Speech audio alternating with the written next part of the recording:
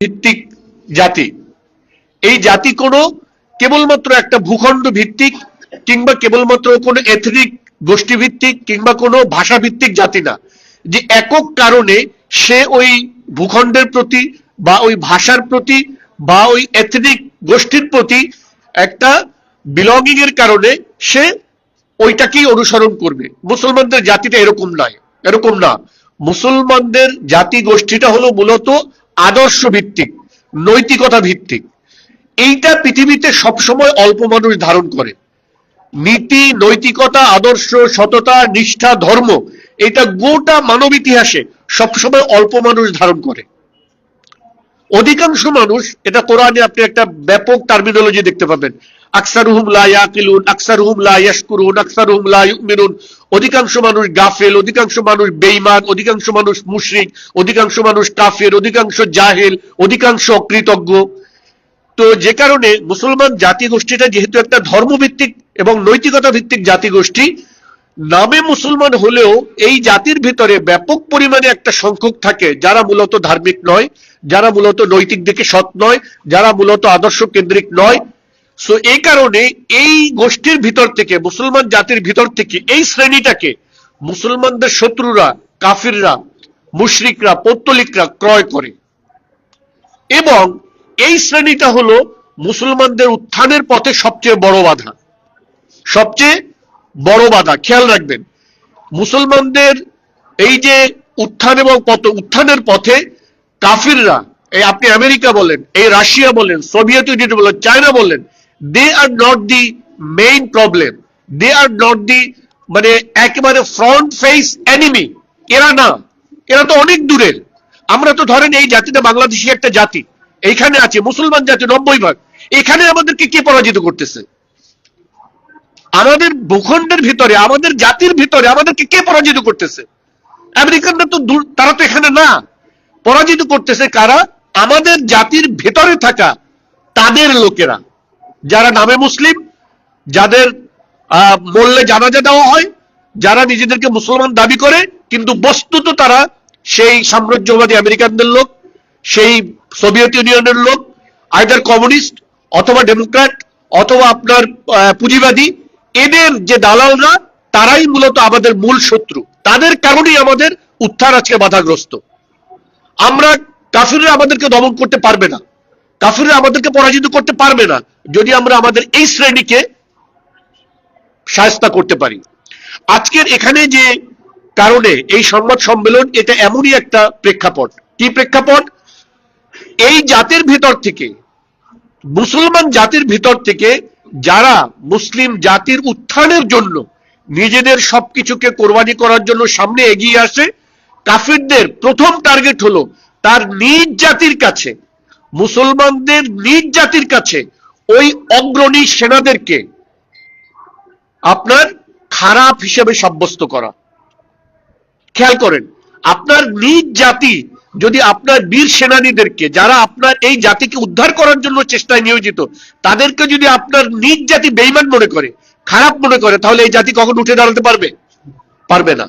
ঠিক এই কাজটা করছে আমাদের এখানকার এমন কিছু লোকজন যারা নিজেদেরকে সাংবাদিক দাবি করে।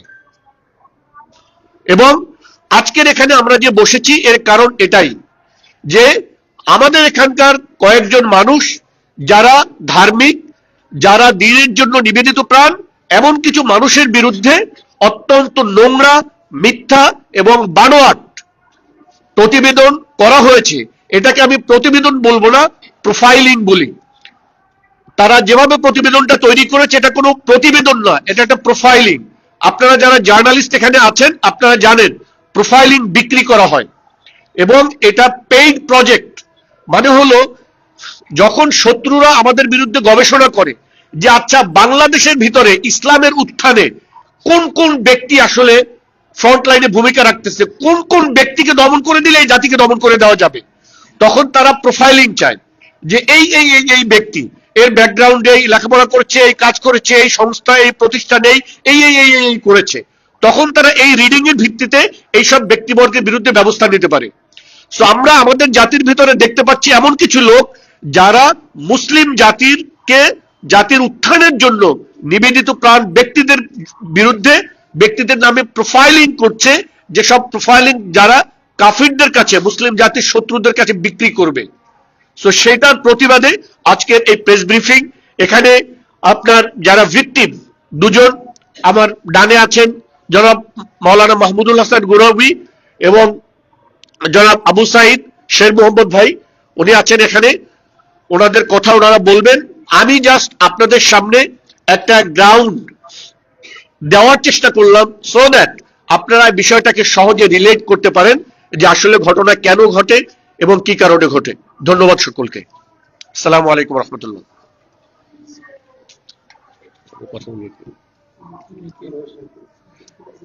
জি, আমি এরপরে কথা বলার জন্য আহ্বান জানাচ্ছি। আজকের এই সংবাদ সম্মেলনের যাদের পক্ষ থেকে করা হয়েছে, একজন ভিকটিম যার নামে মিথ্যা প্রপাগান্ডা করে প্রতিবেদন করা হয়েছে, জনাব মাহমুদুল হাসান গুরবি হাফিজাহুল্লাহ।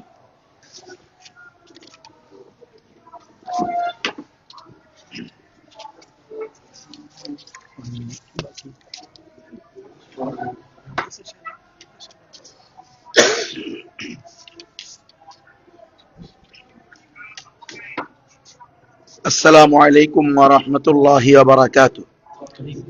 حمدا وصلاة وبعد. فأعوذ بالله من الشيطان الرجيم. بسم الله الرحمن الرحيم. لقد كان لكم في رسول الله أسوة حسنة. صدق الله العظيم. অধ্যকার এই সংবাদ সম্মেলনের বিজ্ঞ উলামায়ে কেরাম এবং আমার প্রিয় সাংবাদিক ভাইয়েরা, আল্লাহ পাকের দরবারে লাখো কোটি শুকরিয়া যে আমরা একটা বিষয়কে সামনে নিয়ে আজকের এই সংবাদ সম্মেলন করার সুযোগ পেয়েছি। তো আসলে আমরা মুসলিম হিসাবে আমাদের একটা দায়িত্ব আছে, আবার মুসলিমদের মধ্যে ওলামায়ে কেরাম যাদেরকে নবীর ওয়ারিস বলা হয়, ওয়ারিসিনে আম্বিয়া, সেই হিসাবে আমাদের আর একটা দায়িত্ব আছে। আপনারা যারা, আবার আমরা সাধারণ মুসলমান, আমাদের একটা দায়িত্ব, সকলের একসাথে যেটা দায়িত্ব হলো আমাদেরকে সফলতা, প্রত্যেকে যার যার অবস্থান থেকে যদি আমরা সফলতা চাই, ব্যক্তিগত জীবনে, পারিবারিক জীবনে, সামাজিক জীবনে, রাষ্ট্রীয় জীবনে, এমনকি আন্তর্জাতিক জীবনেও আমরা যদি নিজেদেরকে উন্নতির একেবারে শিখর এই ইয়াতে নিয়ে যেতে চাই, চূড়ান্ত অবস্থায় নিয়ে যেতে চাই, তাহলে আমাদেরকে সকলকেই রাসূলুল্লাহ সাল্লাল্লাহু আলাইহি ওয়াসাল্লামকেই সর্বক্ষেত্রে আদর্শ হিসেবে গ্রহণ করতে হবে, এর কোনো বিকল্প নেই। এজন্যই আল্লাহ তাআলা স্পষ্ট করে বলে দিয়েছেন, লাকাদ কানা লাকুম ফি রাসূলিল্লাহি উসওয়াতুন হাসানাহ। তুমি কোন সেক্টরে, ব্যক্তি কেন্দ্রিক, সমাজ কেন্দ্রিক, আন্তর্জাতিক কেন্দ্রিক, কোন সেক্টরে তুমি কাজ করবা, তুমি যেই সেক্টরেই সফল দেখতে চাও, প্রত্যেক সেক্টরেই তোমাকে আদর্শ হিসেবে নিতে হবে রাসূলুল্লাহ সাল্লাল্লাহু আলাইহি ওয়াসাল্লামকে। তিনি যেইভাবে তার সোয়া লক্ষ সাহাবায়ে কেরামকে সফলতার চূড়ান্তে নিয়ে পৌঁছিয়েছেন, আজকে যদি আমরা এবং আপনারাও সেই সফলতা চাই, তাহলে রাসূল সাল্লাল্লাহু আলাইহি ওয়াসাল্লামের অনুকরণে, সাহাবায়ে কেরামের অনুসরণে রাস্তা আমাদের এটাই।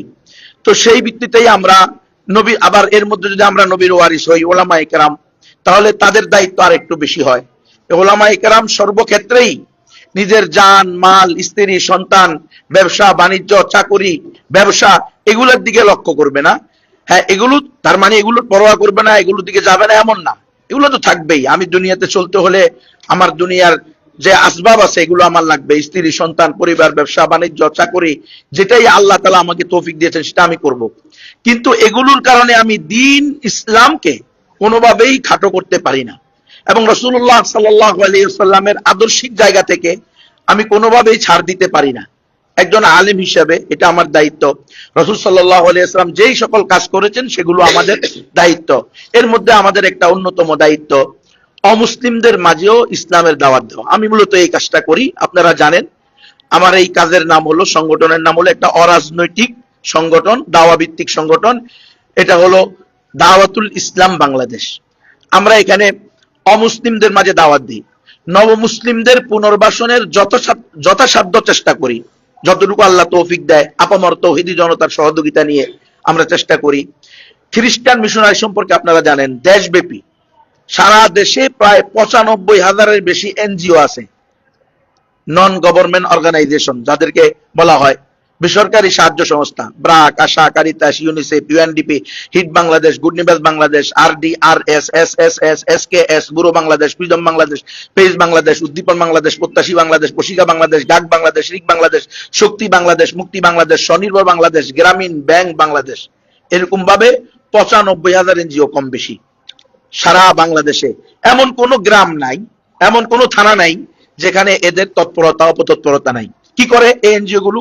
এরা অন্ন, বস্ত্র, বাসস্থান, শিক্ষা, চিকিৎসা, মানুষের যে মৌলিক অধিকার বা মৌলিক চাহিদা, এই 5টা জিনিসকে পুঁজি করে যেই অঞ্চলের, যেই এলাকার মানুষ যেই জিনিসের প্রতি যেটা তাদের অভাব রয়েছে, যে জিনিসটা তাদের প্রয়োজন, সেটা নিয়ে সেখানে তাদের সামনে হাজির হয় আর বলে যে আমরা হইলাম মানবতাবাদী, মানবতার কল্যাণে, হ্যাঁ, আমরা সামাজিক উন্নয়নের জন্য কাজ করি, নারী অধিকার, নারী ক্ষমতায়ন, সমান অধিকার, দারিদ্রতা বিমোচন প্রকল্প, ক্ষুদ্র ঋণ প্রকল্প, এই ধরনের। এই এনজিও গুলোর অনেকগুলো আছে যারা সরাসরি হিন্দুদেরকে খ্রিস্টান বানায়, যারা সরাসরি, কেউ আছে সরাসরি উপজাতিদেরকে খ্রিস্টান বানায়, কেউ আছে সরাসরি মুসলমানদেরকে খ্রিস্টান বানায়, কোন কোন এনজিও আছে কাউকে খ্রিস্টান বানায় না, কিন্তু মুসলমানদেরকে ব্যাপকভাবে সুদভিত্তিক লেনদেন, অর্থনীতিকে সুদের উপরে পরিচালনা করার জন্য উদ্বুদ্ধ করে। তারা সুদের উপরে টাকা দেয়, ঘরে ঘরে গিয়ে, man to man, door to door উদ্বুদ্ধ করে। আপনি রিক্সাওয়ালা হলে অসুবিধা কি? যে রিক্সাওয়ালা, যে দিনমজুর, তার পরিবার, এবং সে হয়তো কোনোদিন ব্যাংকে আসতে পারবে না, কোনোদিন হয়তো তাদের ব্যাংকে যাওয়ার প্রয়োজন হবেও না, আর সেই তৌফিকও তাদের হবে না, কিন্তু এই এনজিওরা তাদের বাড়িতে চলে যাচ্ছে, একেবারে তৃণমূল পর্যায়ের প্রত্যন্ত অঞ্চলের মানুষের দোরগোড়ায় গিয়ে বলতেছে আপনাকে 10,000 টাকা ঋণ আমি দেবো, 50,000 টাকা ঋণ আমি দেবো, আপনাকে ব্যাংক দিবে না, আমি দিচ্ছি। সুদ ভিত্তিক এই এনজিও গুলো 26%, 30% পর্যন্ত কোনো কোনো ক্ষেত্রে এরা সুদ নেয়, করে সুদটাকে তারা আম করে দিচ্ছে। কোন কোন এনজিও আছে তারা শুধু মুসলিম নারীদেরকে দইয়ুজ বানানো, ঘর থেকে বের করা, এটা তাদের একটা সুদূর প্রসারী প্রকল্প, যে এই মুসলিম নারীরা যদি দিনদার থাকে, আল্লাহওয়ালি থাকে, তো এদের গর্ব পবিত্র হবে, আর মুসলিম নারীদের গর্ব পবিত্র হলে তাদের সন্তান আল্লাহওয়ালা হবে, তাদেরকে নাস্তিক বানানো যাবে না। স্কুল, কলেজ, ভার্সিটি, ইউনিভার্সিটির মধ্যে, প্রাইভেট ইউনিভার্সিটির নামে সেখানে মদের বার করে দেওয়া হবে। নারীদের পোশাকের স্বাধীনতার ব্যাপারে, ব্যক্তি স্বাধীনতার কথা বলে তাদেরকে বিকিনি পরে, নাউজুবিল্লাহ, হ্যাঁ, শর্ট কাপড় পরে সেখানে যাবে, তো যুবকেরা তাদের প্রতি কি হয়ে যাবে? নষ্ট হবে, মদের যুগবে, নারীতে যুগবে। এটা তাদের সুদূর প্রসারী পরিকল্পনা। এখন এটা যদি একজন মা আল্লাহওয়ালি হয়, দিনদার হয়, নামাজি হয়, এই মা যদি পর্দাওয়ালি হয়, তাহলে তো এই মায়ের গর্ভে যে সন্তান আসবে সে ওই সিস্টেম নিয়ে আসবে, মা তাকে ওই শিক্ষা দিয়ে উঠাবে, সে তার জান বের হয়ে যাবে, তবুও সে কোনো পর নারীর দিকে তাকাবে না। আমরা অনেক ইউনিভার্সিটি মহিলা শিক্ষিকাদের ব্যাপারে শুনেছি, সে সুন্দরী রূপসী শাড়ি পরে এসে বুক খুলে দিয়ে ছাত্রকে বলতেছে, এই তুমি আমার দিকে তাকাচ্ছ না কেন, তুমি নিচের দিকে তাকিয়ে কথা বলছো কেন? এই ধরনের কাজগুলো তার কারণ কি? ওই ছেলেটা যে তাকাচ্ছে না, একটা তো হলো তার ভিতরে আলহামদুলিল্লাহ ইমানি নূর ঢুকানো হয়েছে, সে মুক্তবে পড়েছে, ওলামায়ে কেরামের সোহবতে থেকেছে। তার চেয়েও বড় অবদান হলো তার মায়ের। বাবারা অনেক সময় আমরা বাড়িতে থাকতে পারি না, সময় বেশি দিতে পারি না, এটাই স্বাভাবিক বাস্তবতা, কিন্তু মায়েরা সন্তানদেরকে লালন পালন করে। প্রাথমিক জীবন সন্তানকে মায়াই সব তাদেরকে গড়ে তোলে। একজন সন্তান কেমন হবে আপনারা দেখবেন, অনেক বড় বড় পদে আছে এমন ব্যক্তিরাও অনেক সময় বলে আমি কোনোদিন মিথ্যা কথা বলি না, কারণ এর পিছনে বড় অবদান হলো আমার মায়ের, তিনি আমাকে বলছেন কোনোভাবেই মিথ্যা কথা বলা যাবে না। তো এই যে বাপ মায়ের 2-4টা ওসিয়ত নসিহতকে সন্তান সারা জীবনের জন্য এটাকে আঁকড়িয়ে ধরার চেষ্টা করে। তো এই এনজিও গুলো এইভাবে বিভিন্ন প্রকল্প নিয়ে কাজ করতেছে। আমরা এটার মোকাবেলায় আমার এই দাওয়াতুল ইসলাম বাংলাদেশ সংগঠন জাস্ট মানুষকে কাছে গিয়ে বলি যে এরাই তো সেই ইস্ট ইন্ডিয়া কোম্পানি যারা ইতিপূর্বে ব্যবসার নামে আসছে, এখন সেবার নামে আসছে, শাড়ি পাল্টি আসছে, বউ একটাই রয়েছে। এটা আমারই কথা না, শুধু আপনারা যদি আপনারা অবশ্যই জেনে থাকবেন, এই কক্সবাজার জেলার চকরিয়া থানার ডুলাজারা ইউনিয়নে মালুমঘাট একটা এলাকা আছে, সেখানে মেমোরিয়াল খ্রিস্টান হসপিটাল, ওই মেমোরিয়াল খ্রিস্টান হসপিটালের ডাক্তার ওলসন, সে যখন 1964 সালে হসপিটাল করে, মুসলমান পরিবারকে যখন খ্রিস্টান বানিয়ে ফেলে, তখন একটা হট্টগোল হয়েছিল সেখানে। মুসলমানরা সেখানে তৎক্ষণাৎ জজবায় এসে কিছু মুসলমান তাদের ওই মিশনারি এনজিও সংস্থাকে পুড়িয়ে দিয়েছিল। তখন কিছুদিনের জন্য ডক্টর উইলসন আমেরিকা চলে যায়, সেখান থেকে আবার বিভিন্ন প্রোটোকল নিয়ে সে এসে পরবর্তীতে সেখানে একটা ভাষণ দেয়।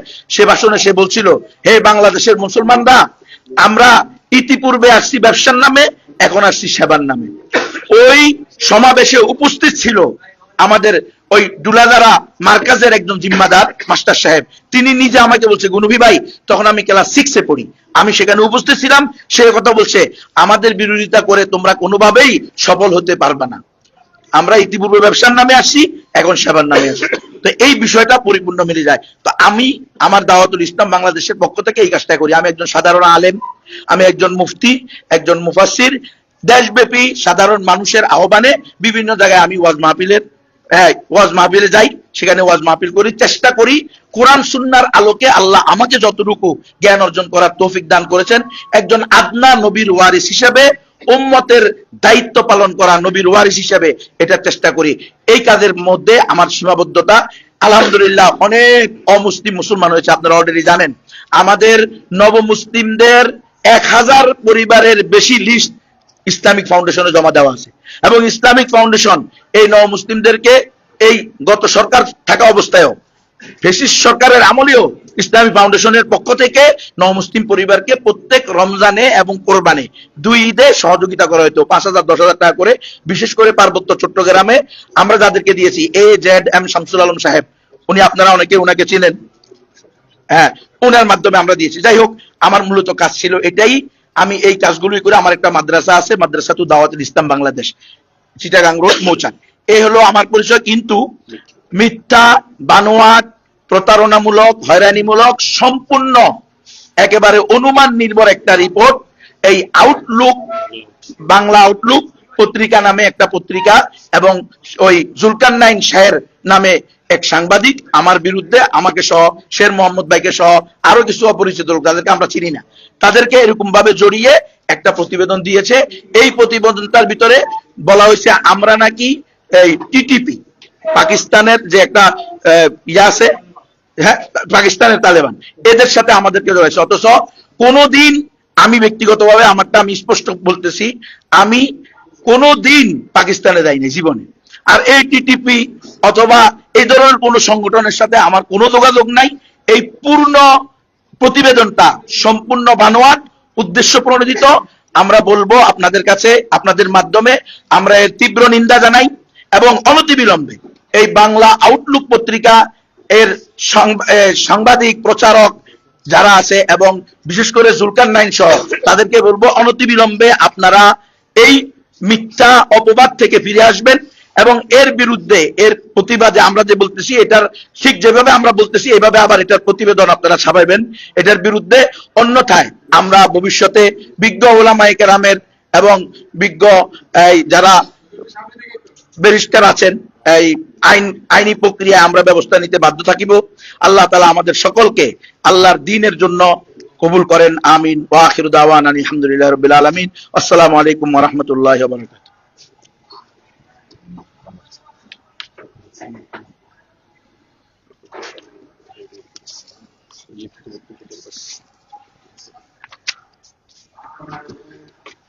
এ পর্যায়ে প্রেস ব্রিফিং এর লিখিত বক্তব্য পাঠ করবেন জনাব আবু সাইদ শের মোহাম্মদ।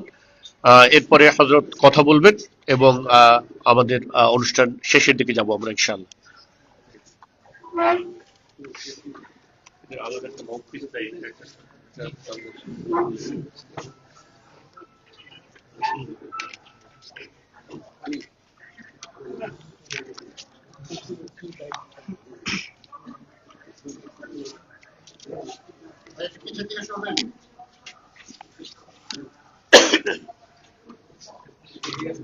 আসসালামু আলাইকুম ওয়া রাহমাতুল্লাহি ওয়া বারাকাতুহু।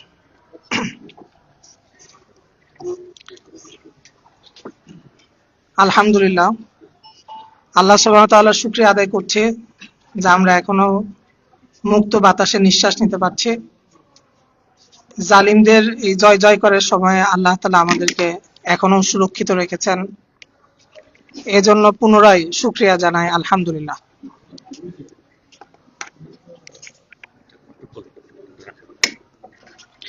আজকের এই অনুষ্ঠানে উপস্থিত অন্যান্য মাজলুম ভাইদের প্রতি ধন্যবাদ ও কৃতজ্ঞতা জ্ঞাপন করছে। কাঠামোগত জুলুমবাজির বিরুদ্ধে লড়াইয়ের সম্মুখ সারি যোদ্ধা ভাইদের প্রতি কৃতজ্ঞতা জানাই এবং এতে উপস্থিত সাংবাদিক বন্ধুদেরগণকে বিশেষভাবে ধন্যবাদ জানাই। আজ আমরা এখানে এসেছি পার্বত্য চট্টগ্রামের অখণ্ডতার বিরুদ্ধে ষড়যন্ত্র, মার্কিন সাম্রাজ্যবাদ ও উপর্যুপরি হিন্দুত্ববাদী গেরুয়া আগ্রাসনের প্রেক্ষিতে ওয়ার অন টেররের বয়ান ফিরিয়ে আনা এবং ইসলাম ও ওলামাদের দাওয়া কার্যক্রমকে সংকুচিত করার উদ্দেশ্যে বাংলা আউটলুক ও জুলকারনাইন শাহের সামির কর্তৃক প্রকাশিত চরম মিথ্যা ও ভিত্তিহীন ঘৃণ্য প্রতিবেদনের প্রতিবাদে একটি সংবাদ সম্মেলন করার জন্য। আপনাদের অবগতির জন্য জানাতে চাই, সম্প্রতি বাংলা আউটলুক পত্রিকায় the quiet architect of a cross border war, Imran Haider and the making of the Indo TTP line pipeline from Bangladesh শিরোনামে একটি জঘন্য, মিথ্যা, বানোয়াট ও ভিত্তিহীন প্রতিবেদন প্রকাশিত হয়েছে। বাস্তবতাবিহীন এই রিপোর্টে একটি ফেসবুক আইডির কর্মকাণ্ডকে চতুরতার সঙ্গে মুফতি মাহমুদুল হাসান গুনবী সাহেব, আমি হাফেজ মাওলানা আবু সাইদ এবং কয়েকজন অপরিচিত ব্যক্তির নামের সাথে সংযুক্ত করা হয়েছে। অথচ আমার ও মুফতি মাহমুদুল হাসান গুনবী সাহেবের এসবের সাথে কোনো প্রকার সংযোগ নেই। আমরা ওই ব্যক্তিকে ও তার কর্মকাণ্ডকে চিনি না, সেই চক্র সম্পর্কে আমাদের কোনো ধারণা নেই। তবু কারো স্বার্থ সিদ্ধির উদ্দেশ্যে আমাদের নাম জড়িয়ে মিথ্যাকে সত্য হিসেবে উপস্থাপন করার দায় বাংলা আউটলুককে অবশ্যই বহন করতে হবে। তাদের কাছে আমরা জবাবদিহির দাবি জানাই। আমি মোহাম্মদ আবু সাইদ হাটহাজারী মাদ্রাসা থেকে দাওরা হাদিস সম্পন্ন করার পর ঢাকায় সন্ধ্যাকালীন একটি মাদ্রাসা পরিচালনা শুরু করি। এখানে সাধারণ শিক্ষিত ভাইয়েরা অফিস ঘন্টার শেষে কোরআন শিক্ষা গ্রহণ করেন এবং ধীরে ধীরে বিভিন্ন শ্রেণী, পেশা ও বয়সের মানুষের সংখ্যা বৃদ্ধি পেতে থাকে এবং তখন থেকে আমাকে লক্ষ্যে পরিণত করা শুরু হয়। কারণ আমি প্রচলিত শিক্ষা ব্যবস্থার বাইরে গিয়ে ইনফরমাল শিক্ষা দান শুরু করেছিলাম, যার ফলে অনেক মানুষ উপকৃত হচ্ছিলেন। আমাদের সকল কার্যক্রম প্রকাশ্যে পরিচালিত হয় অন্য ৮-১০টা মাদ্রাসার মতোই। বাংলাদেশে বিদ্যমান কাঠামোগত ইসলাম বিদ্বেষের ধারক বাহকরা আমাকে টার্গেট করে। একজন বিশ্ববিদ্যালয় পড়ুয়া, আইনজীবী, ব্যাংক কর্মকর্তা, ব্যবসায়ী বা চাকরিজীবী যদি একই সঙ্গে ইসলামের পথে আসেন, তাহলে বাংলাদেশের ইসলাম বিদ্বেষীরা তাদের কোটি কোটি টাকার ইসলামোফোব প্রজেক্টের ক্ষতি হবে বলে মনে করে। ওই কারণেই তারা এই উদ্যোগ গ্রহণ করে। গত আওয়ামী আমলে আমাকে গুম এবং সাজানো মিথ্যা মামলায় জড়ানো হয়। কুখ্যাত আয়না ঘরে আমি 23 দিন গুম থাকি এবং আমার মাদ্রাসা বন্ধ করার মতো পরিস্থিতি তৈরি হয়।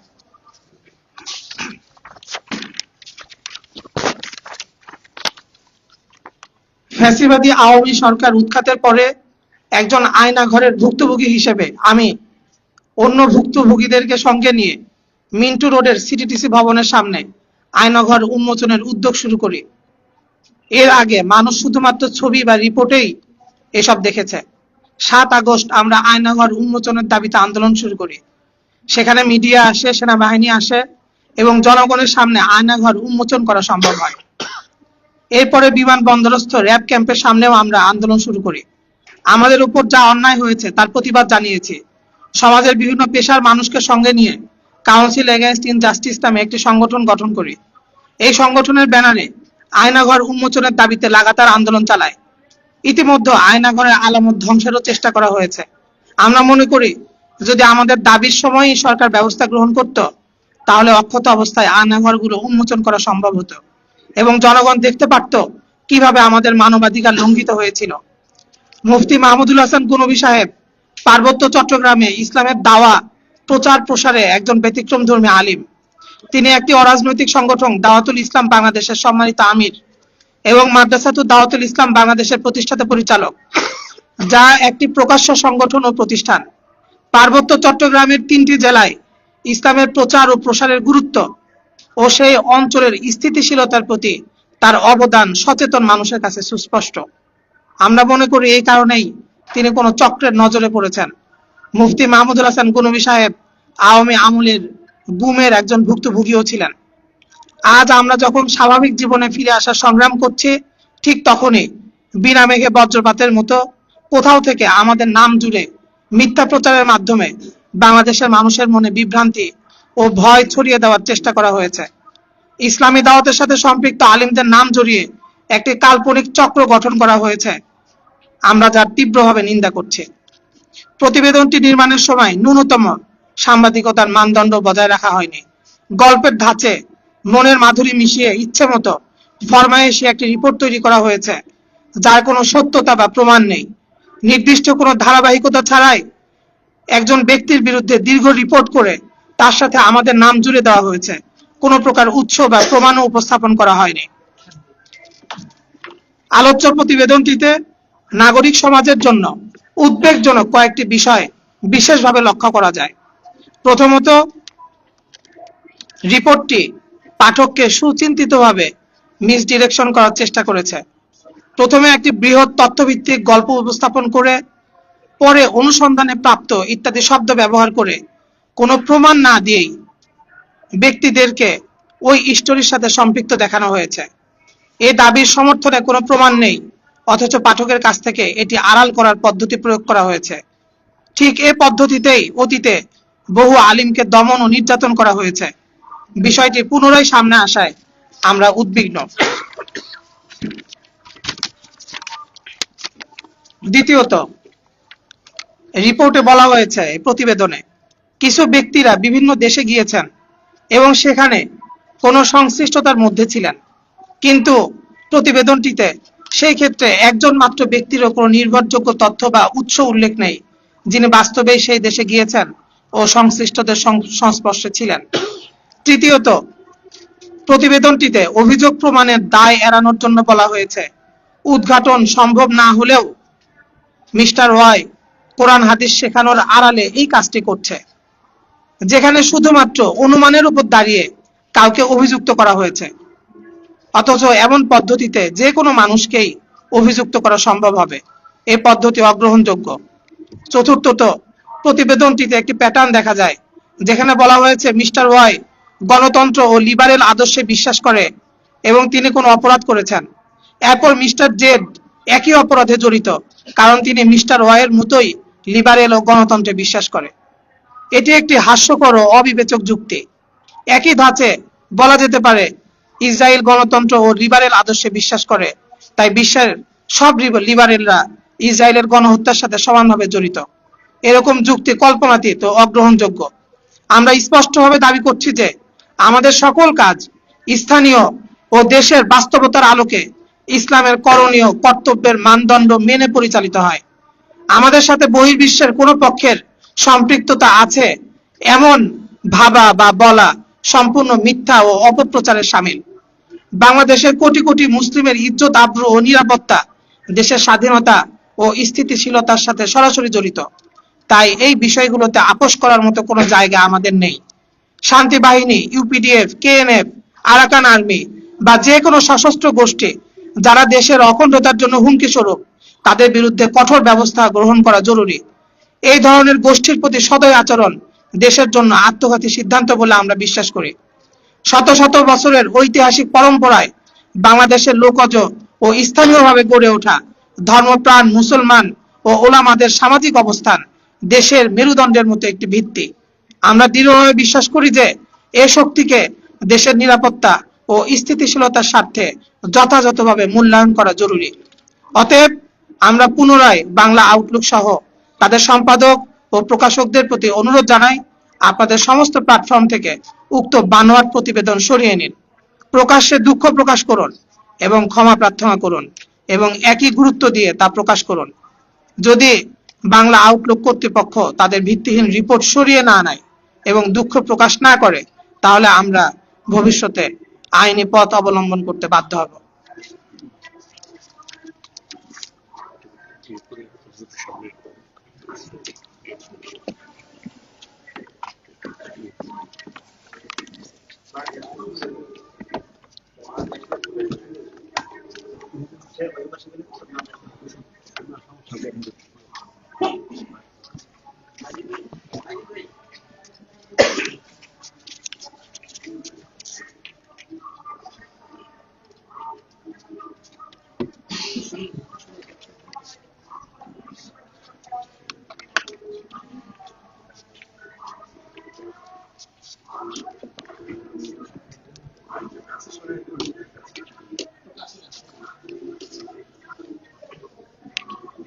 নাহমাদুহু ওয়া নুসাল্লি আলা রাসূলিহিল কারীম, আম্মা বা'দ।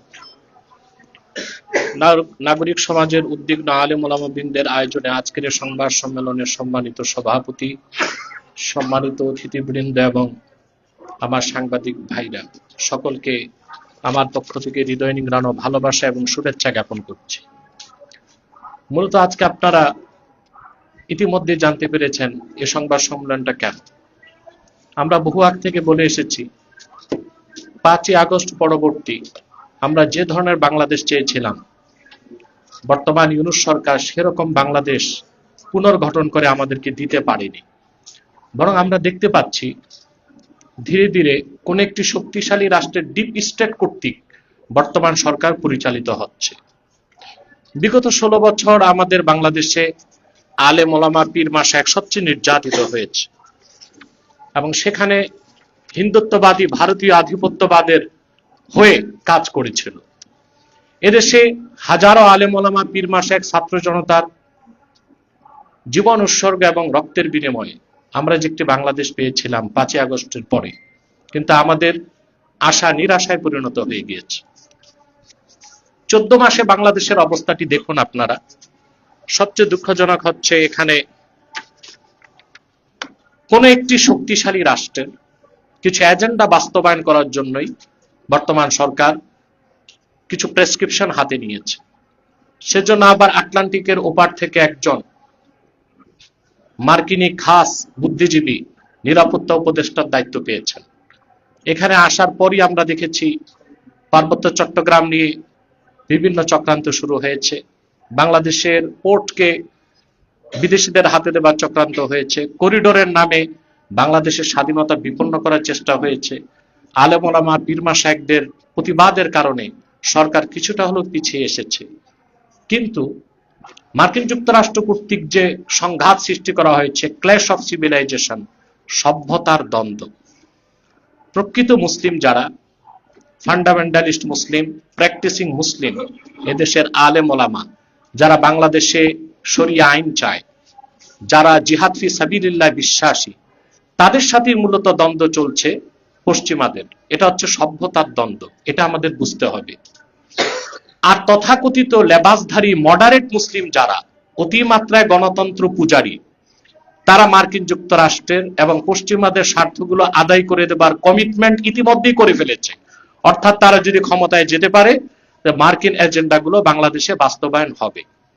সবচেয়ে দুঃখজনক হচ্ছে সেই এজেন্ডাগুলো বাস্তবায়নের জন্য বাংলাদেশকে একটি প্যারালাইজ স্টেট বানানো হচ্ছে। আপনারা দেখেছেন 14 মাসে বাংলাদেশে আইন শৃঙ্খলার অবনতি ঘটেছে, যোগাযোগ ব্যবস্থা বিপর্যস্ত হয়েছে, দ্রব্যমূল্যের ঊর্ধ্বগতি হয়েছে এবং সিভিল প্রশাসন ব্যর্থতার পরিচয় দিয়েছে। খুন, রাহাজানি, গুম আগের চেয়েও বেড়ে গেছে।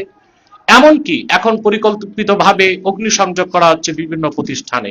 এ সবকিছুই প্রমাণ করছে। তারপর আবার জুলাই সনদ ঘোষণার পর ঐক্য তো হয়নি, বরং অনেকের আগুন আরো দাউ দাউ করে জ্বলে উঠেছে। এখন রাজনৈতিক দলগুলোর মধ্যে চলছে ত্রিমুখী লড়াই, চতুর্মুখী লড়াই। এই সবকিছুই হচ্ছে মার্কিন যুক্তরাষ্ট্রের অশুভ চক্রান্তগুলো বাস্তবায়নের অংশ হিসেবে।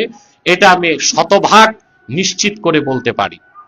এরপর আপনারা দেখেছেন এখন বাংলাদেশে সেই সব আলেম, বিশেষ করে মাহমুদুল হাসান গুনবী এবং আমাদের মাওলানা আবু সাইদ সাহেব, শের মোহাম্মদ ভাই, তাদেরকে এখন টিটিপির সাথে জড়ানো হচ্ছে। তেহরিকে তালেবান পাকিস্তান, টিটিপির কোন এজেন্ট যদি বাংলাদেশে থাকে, তা আমি মনে করি বর্তমান সরকারের মধ্যেই আছে। উদুরপিন্ডি বুদুর ঘাড়ে দেবার জন্য যারা বাংলাদেশে, তাদের ভাষায় ফান্ডামেন্টালিস্ট, আমরা যারা শরিয়া রাষ্ট্র চাই, আমরা যারা জিহাদ ফি সাবিলিল্লাহ বিশ্বাসী, তাদেরকে প্রশ্নবিদ্ধ করে ওয়ার অন টেরর, আমেরিকার যে একটি স্কিম ছিল, প্রজেক্ট ছিল, সারা দুনিয়ায় তা ব্যর্থ হয়েছে। নতুন করে সেই ওয়ার অন টেরর, জঙ্গিবাদের তকমা দিয়ে আলেম ওলামাকে প্রশ্নবিদ্ধ করা, তাদেরকে শাস্তির আওতায় আনার অশুভ চক্রান্ত শুরু হয়েছে। বাংলাদেশে গৃহযুদ্ধ করাবে আমেরিকা, সেটার ক্ষেত্র প্রস্তুত করার জন্য। কারণ বাংলাদেশে আসতে হলে গ্রাউন্ড তৈরি করতে হবে। গ্রাউন্ড তৈরির জন্য সে ছুতো খুঁজে, ছুতো খোঁজার জন্য সে তাদের পোষা সাংবাদিক, কিছু লন্ডনে আছে, কিছু আমেরিকায় আছে, তাদের মাধ্যমে বিভিন্ন কল্পিত সংবাদ পরিবেশন করছে, যেন পরবর্তীতে আমেরিকা সিভিল ওয়ার্স করিয়ে বাংলাদেশে সামরিক হস্তক্ষেপ করতে পারে। কারণ আমেরিকার পশ্চিমাদের দীর্ঘদিনের এজেন্ডা হচ্ছে বাংলাদেশে একটা খ্রিস্টান স্টেট তারা বানাবে। পার্বত্য চট্টগ্রাম, ভারতের মিজোরাম এবং মায়ানমারের আরাকান, এই তিনটা জোন নিয়ে একটি খ্রিস্টান স্টেট তারা বানাবে। খাতায় কলমে খ্রিস্টান স্টেট চালাবে ইহুদিরা। আমরা কি একবারও কল্পনা করতে পারি ফিলিস্তিনের পাশে ইসরায়েল থাকাতে আজকে 7 দশক যাবৎ মুসলমান শুধু রক্তই দিয়ে যাচ্ছে? আমাদের বাংলাদেশের পাশে যদি একটি খ্রিস্টান স্টেট হয়, যুগের পর যুগ আমাদের রক্ত দিয়ে যেতে হবে। বর্তমান সরকার সবকিছু বুঝেও নিশ্চুপ হয়ে বসে আছে, এবং যারা মাঠে রাজনীতি করছে, পাওয়ার পলিটিক্স করছে, তারা তাদের পলিটিক্যাল ফাদার, রাজনৈতিক আব্বা আমেরিকার প্রেসিডেন্টকে খেপাতে চায় না শুধু ক্ষমতায় যাবার জন্য। কিন্তু আমরা তা হতে বাংলাদেশে দিব না ইনশাআল্লাহ। প্রয়োজনে আরেকটি বিপ্লব হবে, ইসলামের পক্ষে একটি বিপ্লব হবে। যেটা হয়েছে 5ই আগস্ট সেটা অভ্যুত্থান, সেটা বিপ্লব নয়, শুধু পাওয়ার চেঞ্জ হয়েছে, সিস্টেম পরিবর্তন হয়নি। সুদীর্ঘ 9 মাস অক্লান্ত পরিশ্রম করে রাজনৈতিক দলগুলো 84টা বিষয়ে একমত পোষণ করেছে, বাকি অনেকগুলো বিষয়ে তো তারা এখনো একমত পোষণ করতে পারেনি।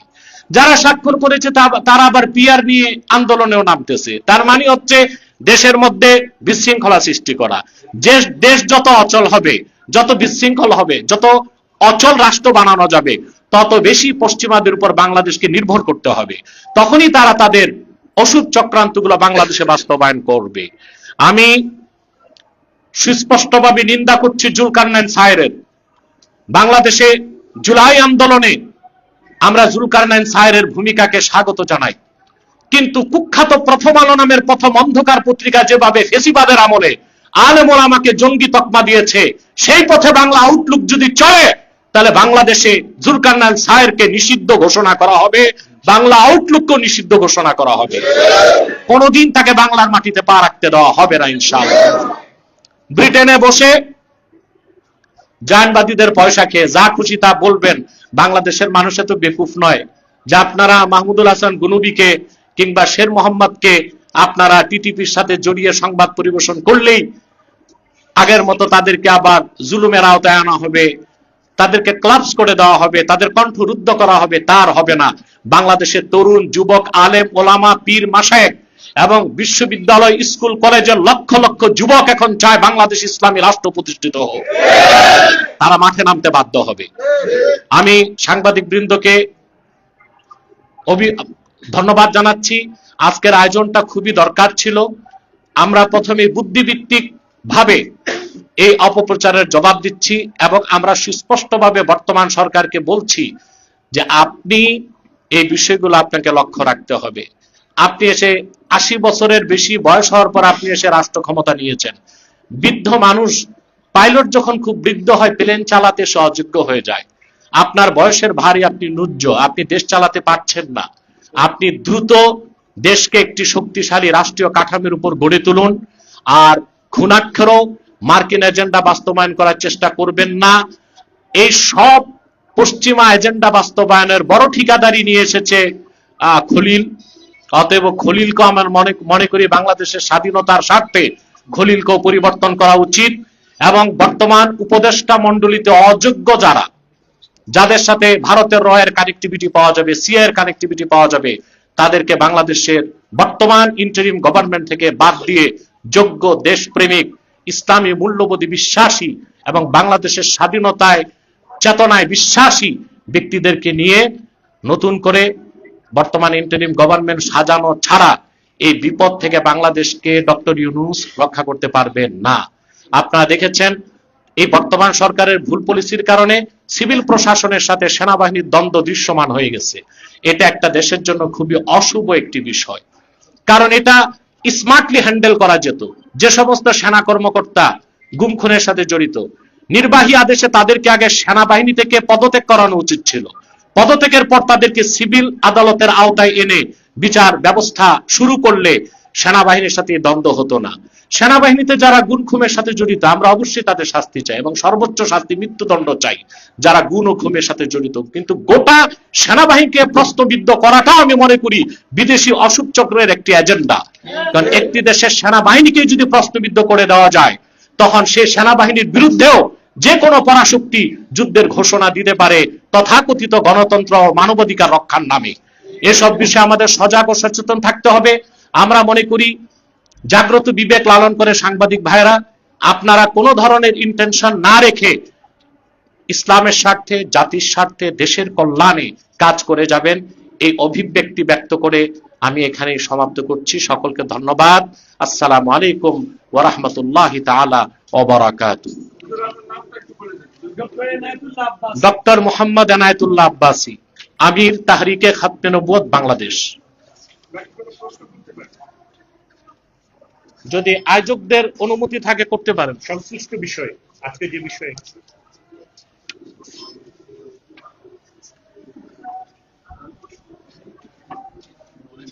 আজকে সংবাদ সম্মেলনে আপনারা ব্যানারে লিখেছেন ভারতের হিন্দুত্ববাদী আগ্রাসন এবং দেশি বিদেশি চক্রান্তের মধ্যে পার্বত্য চট্টগ্রামের অখণ্ডতা ও বাংলাদেশের জাতীয় নিরাপত্তা চক্র হুমকির মুখে। এটাকে আপনি শুধুই মনে করেন যে অন্তর্বর্তী সরকার প্রধান ডক্টর মোহাম্মদ ইউনূস সাহেব এর সাথে জড়িত? ডক্টর ইউনূস সাহেবের অক্ষমতাও হতে পারে, হয়তোবা বিষয়গুলোকে তিনি স্মার্টলি হ্যান্ডেল করতে পারছেন না।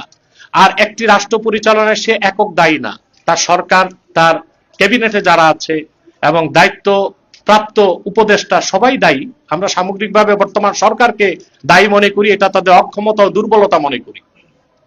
আরেকটি প্রশ্ন আমার শেষে আছে, সেটি হলো আপনারা সংবাদ সম্মেলন করলেন এবং এখানে যারা কথা বললেন অত্যন্ত অভিজ্ঞ, আমার কাছে ইসলামিক দৃষ্টিতে যেটা মনে হলো, এবং প্রত্যেকেই জ্ঞানী।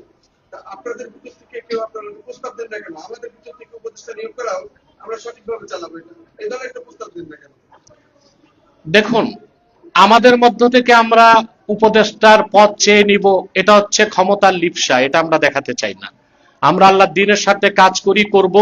যদি দেশবাসী প্রয়োজন মনে করে খেলাফা প্রতিষ্ঠার জন্য, ইসলামী শরিয়া প্রতিষ্ঠার জন্য রাষ্ট্রের গোড়ায় আমাদের যেতে হবে, সেটা তারই সিদ্ধান্ত নিবে। কিন্তু এখন আমরা চেয়ে নেব কেন? আমরা তো সমালোচনা করব। আমরাই যদি গভর্নমেন্টের ভিতরে চলে যাই তাহলে আমাদের আর সমালোচনা করার জায়গাটা থাকে না। আপনি দেখেছেন 5ই আগস্টের আগে যারা ভারত বিরোধিতা করেছে, মার্কিন আগ্রাসনের বিরোধিতা করেছে, এখন তারা ক্ষমতার অংশ পেয়ে তারা এসব কথা বলছেন না, বরং তারা বিদেশি অশুভ চক্রের সাথে হাত মিলিয়ে, তালে তাল মিলিয়ে চলছে। আমরা সেই করুণ পরিণতি ভোগ করতে চাই না। আমূল পরিবর্তন। জি। যখনই কোনো ঘটনা ঘটে ভারতীয় অধিকারদের কথা আমরা শুনি, রাজনৈতিক দলের কাছে শুনি এই গভর্নমেন্ট সরকার পদের উপর এই গভর্নমেন্ট করে রাখছে 14 মাস, এখনো কেন সেই ভারতীয় অধিকারবাদের সিস্টেম পরিবর্তন করেনি? হ্যাঁ, খুব সুন্দর প্রশ্ন করেছেন। দেখুন, মার্কিন যুক্তরাষ্ট্রের স্টেট ডিপার্টমেন্ট ইন্দো প্যাসিফিক অঞ্চলে যে কাজ করে সেক্ষেত্রে তারা ভারতকে গোমস্তা হিসেবে ব্যবহার করে। আর ভারত তখন পশ্চিমাদের স্বার্থ রক্ষা করতে যে বিগত 16 বছরে ফেসিবাদকে সহযোগিতা করেছে, এখনো মার্কিন এজেন্ডা বাস্তবায়নের জন্য সহযোগিতা করে চলছে। এই ক্ষেত্রে সবচেয়ে জঘন্যভাবে মাঠে কাজ করছে ইসকন এবং আরো অনেকগুলো বুদ্ধিজীবী ফার্ম আছে যারা ভারতীয় আধিপত্যবাদের পক্ষে কাজ করছে। এবং আপনাকে এটা প্রমাণ পাননি, আগেও ভারতে দুর্গাপূজার সময় ইলিশ মাছ সাপ্লাই করা হতো, এবছরও প্রচুর পরিমাণ ইলিশ মাছ দেওয়া হয়েছে। যারা আমাদের দেশের মানুষকে হত্যা করে ভিসা দিচ্ছে না, এদেশে লক্ষ লক্ষ ফ্যান্সিডিলের বোতল পাঠিয়ে যুব সমাজকে ধ্বংস করছে, তাদেরকে ইলিশ মাছ খাইয়ে শক্তি সরবরাহ করাটা কি ভারতীয় আধিপত্যবাদের পক্ষে কাজ করা নয়? ভারতকে ফেসিস সরকার 500 টন ইলিশ দিয়েছে, এই সরকার 1200 টন ইলিশ দিয়েছে। এটা যদি এখনো বের হতে না পারে, এরপরে নির্বাচিত সরকার ক্ষমতা আসলে ভারতীয় আধিপত্যবাদকে বের হতে পারবে বাংলাদেশ? আমাদের পুরো সিস্টেম চেঞ্জ করতে হবে। আমরা এমন সরকার চাই যেটা ভারতীয় আধিপত্যবাদকেও কোনো প্যাসেজ দিবে না, মার্কিন যুক্তরাষ্ট্রের আগ্রাসনেরও কোনো সুযোগ দিবে না। যদি কোনো নির্বাচিত সরকার এসেও আগের ফ্যাসিস্ট সরকারের আচরণ করে, আবারও এদেশের আলেম ওলামার নেতৃত্বে সর্বস্তরের মুসলমান রাজপথে নামতে বাধ্য হবে।